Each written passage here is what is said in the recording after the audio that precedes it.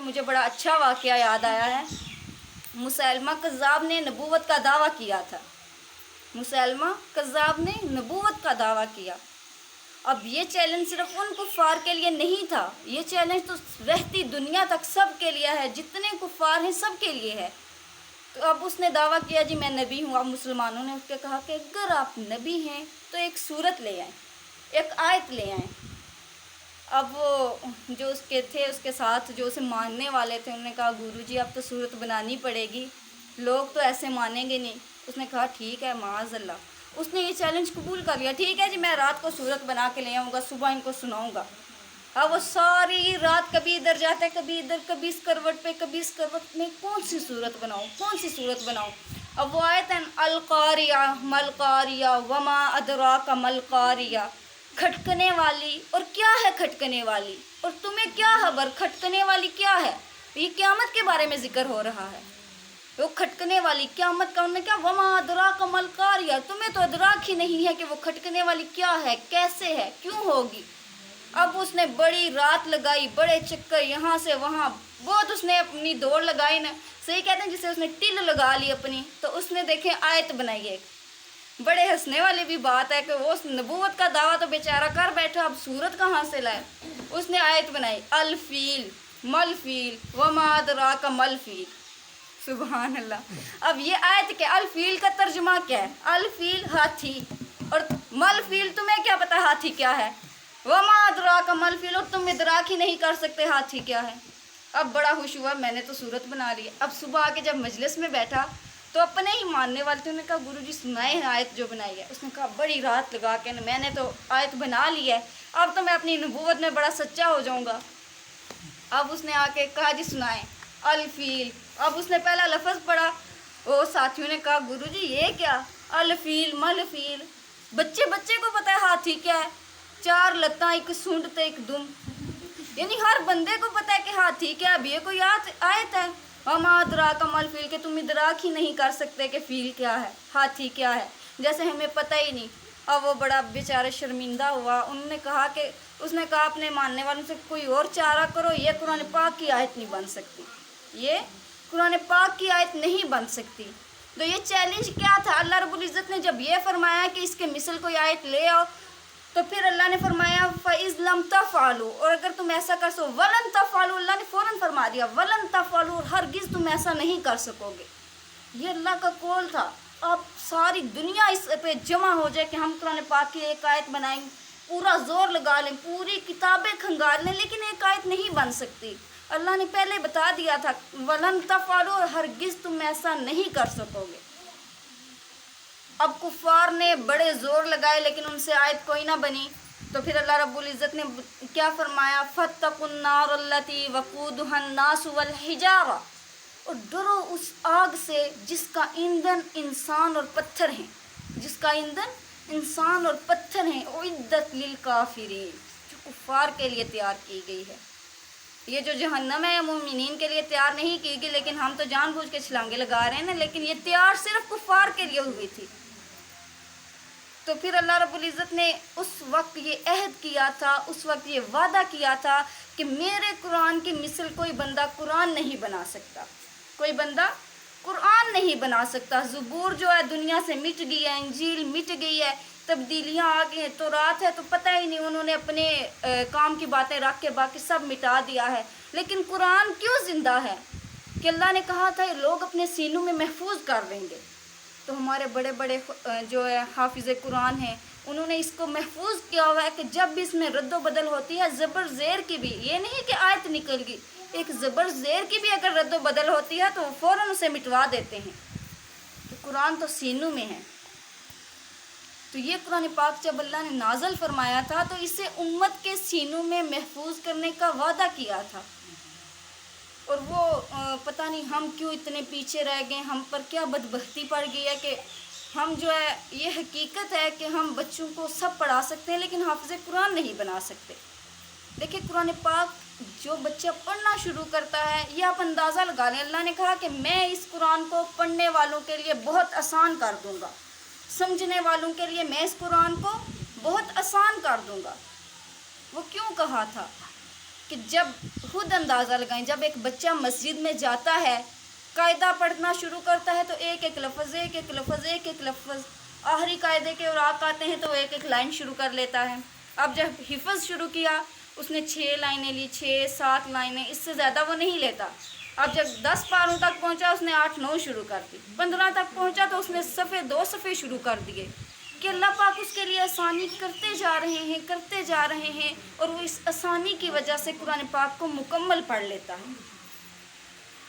اللہ رب العزت نے انسان کے لیے بہت زیادہ آسانیاں بھیجی اور اس قرآن کو بھیجا کہ اس کو اپنے ساتھ باندھ لو، کہ جس کے پاس قرآن ہوگا وہی جو ہے خوشبخت ہوگا، وہی پریشانیوں سے دور رہے گا۔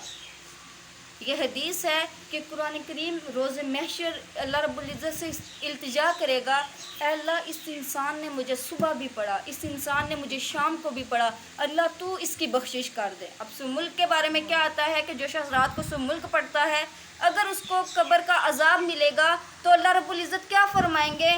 وہ اللہ سے کیا کہے گا؟ اللہ یا تو اس انسان کا عذاب روک دیں یا مجھے سورت سے قرآن سے نکال دیں۔ اب وہ قرآن جو بنا ہوا ہے، جب زمین و آسماں بنے تھے تب کا بنا ہے، تو اب اللہ رب العزت اس سورت کو کیسے نکالیں گے؟ نہیں نکال سکتے، تو اس بندے کو بخش دیں گے۔ یہ قرآن اپنے پڑھنے والوں کی بخشش کروائے گا، نجات کروائے گا، جس طرف سے عذاب آئے گا اس طرف پردہ بن جائے گا۔ لیکن جو نہیں پڑھتا تو قرآن پاک چلا کے کہے گا، اللہ اس نے مجھے پس پشت ڈالا تھا، آج تو اسے جہنم میں ڈال دے۔ اب قرآن کی بات تو رد نہیں کی جائے گی، اس انسان کو جہنم میں ڈال دیا جائے گا۔ تو یہ اپنے پڑھنے والوں کے لیے کس قدر خوشبختی لے کے آتا ہے، کس قدر رحمت لے کے آتا ہے، ہمیں اس چیز کا اندازہ نہیں ہے۔ حدیث پاک جو میں نے شروع میں کہی، خیرکم من تعلم القرآن وعلمہ، خیرکم تم میں سے بہتر، من تعلم القرآن جس نے قرآن کو سیکھا، وعلمہ اور اس کو سکھاتا ہے۔ ہم ساری زندگی لگا دیتے ہیں یہ ڈھونڈنے میں کون سی نوکری اچھی ہے، کس میں پیسے زیادہ ہیں، کون سی تجارت اچھی ہے، لیکن ہمیں پتہ ہی کوئی نہیں۔ اللہ رب العزت نے اپنے نبی کے منہ سے کہلوا دیا تھا، خیرکم من تعلم القرآن، بہترین نوکری، بہترین اجر، بہترین تجارت، بہترین پیسہ کس کا ہے؟ من تعلم القرآن، جس نے قرآن کو سیکھا، وعلمہ اور اس کو سکھا دیا۔ یہ 1400 سال پہلے کہا گیا تھا، لیکن ہم انجینئر بن کے، ڈاکٹر بن کے، ڈگریاں ہاتھوں میں پکڑ کے جو ہے سڑکوں پہ رل جاتے ہیں، ہمیں نوکریاں کوئی نہیں ملتی۔ اس کا تو وعدہ ہی کوئی نہیں ہوا، اس کا وعدہ ہی نہیں ہوا۔ قرآن کو ہم نے چھوڑ دیا جس کا وعدہ کیا گیا تھا، اور جب اس کو چھوڑا تو اللہ رب العزت نے ہمیں بھی ذلیل و رسوا کر دیا۔ ہم دنیا کے پیچھے بھاگتے گئے، دنیا ہم سے آگے بھاگتی گئی اور ہم ذلیل و خوار ہو گئے۔ جو انسان قرآن کا حافظ ہے، جو انسان عالم ہے، کبھی آپ نے دیکھا ہو کہ وہ کبھی کسی کے سامنے رو رہا ہو؟ کبھی اس نے رزق کا شکوہ کیا ہو، میرے پاس رزق نہیں ہے؟ کبھی اس نے نوکری کا شکوہ کیا ہو؟ آپ کوئی نوکری کر کے لاکھ بھی کما لیں نا تو حافظ قرآن اور عالم کے 5000 میں اتنی برکت ہوگی کہ وہ اپنی ساری ضروریات پوری کر لے گا، اور اس میں کوئی شک بھی نہیں ہے۔ بہت ساری مثالیں ہمارے سامنے ہیں کہ جس نے اللہ سے لگا لی، اللہ تو اسے ساری دنیا سے بڑھا کے دے گا، اللہ دنیا کو اس کے قدموں میں ڈال دے گا۔ کوئی عالم کبھی بھوکا مرتا دیکھا ہو؟ وہ اگلے دن میں ایک پوسٹ پڑھ رہی تھی، وہ جو سویڈن میں قرآن پاک کی بے حرمتی کی گئی ہے، تو اس کے نیچے کسی نے کمنٹ کیا کہ علماء کہاں گئے ہیں، یعنی علماء، تو ایک بندہ لکھتا ہے کہ جی علماء تو امیر ہو گئے، اب انہیں کیا لگے کوئی قرآن کی بے حرمتی کرے یا نہ کرے۔ تو علماء اگر امیر ہو گئے ہیں تو وہ اپنی محنت سے ہوئے ہیں، یعنی ویسے عام دنوں میں تو ہم بڑے جی ہم میں سب کچھ، ہمارے لیڈر ہیں، یہ ہمارا لیڈر ہے، اس نے اسلام کے نام پہ جو ہے دنیا کو چلانا ہے، ہم لیڈروں کے لیے ہم نے جان کی بازی لگا دینی ہے، اور تو نے دوپٹے اتار کے سڑکوں پہ پھینک دینے، بے لباس ہو جانا ہے۔ لیکن جہاں دین کی بات آتی ہے تب ان سب کو مولوی یاد آ جاتے ہیں، مولوی سوئے میں، مولوی کھا گئے، مولویوں نے یہ کیا ہے۔ کیوں؟ مولویوں نے کلمہ پڑھا ہے، ہم سب کیا اس سے انکاری ہیں کہ ہم تو کافر ہیں؟ ہم نے تو کلمہ نہیں پڑھا۔ یا تو آپ لوگ کہہ دیں کہ ہم کافر ہیں، مسلمان جانے، مولوی جانے، وہ سنبھالیں، جو دین کی بے حرمتی کرتا ہے اس کے ساتھ وہ چلیں، لیکن ایسا نہیں ہے۔